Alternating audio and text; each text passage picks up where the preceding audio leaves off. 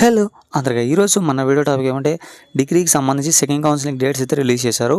Registration నుంచి next కాలేజీలో report అయ్యే వరకు ఏ రోజు ఏ డేట్ ఉందో ఈ వీడియోలో అయితే క్లారిటీగా అయితే తెలుసుకుందాం అనమాట. ఇక లేట్ చేయకుండా వీడియో అయితే మొదలు పెట్టేద్దాం. ఇక్కడ చూసుకోవచ్చు, ఇదైతే అఫీషియల్ వెబ్సైట్లో అనమాట.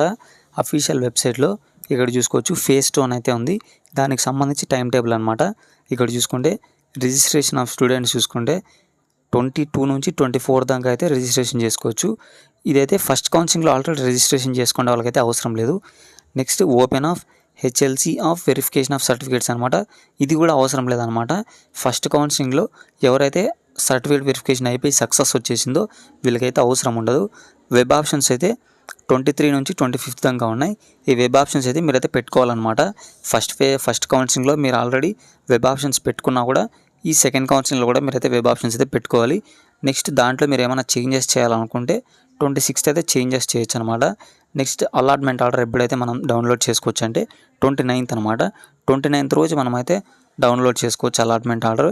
నెక్స్ట్ సెల్ఫ్ రిపోర్టింగ్ చూసుకుంటే 30 నుంచి 3 దాకా టైం ఇచ్చాడు.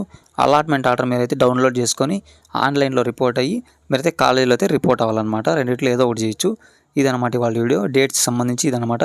ఇంకా మన ఛానల్ ఎవరైతే సబ్స్క్రైబ్ చేయలేదో సబ్స్క్రైబ్ చేసుకోండి. పక్కన ఉన్న బెల్ ఐకాన్ కూడా ఆల్లో పెట్టుకోండి. అలాగే మన వీడియోకి నచ్చితే లైక్ చేసేసుకోండి.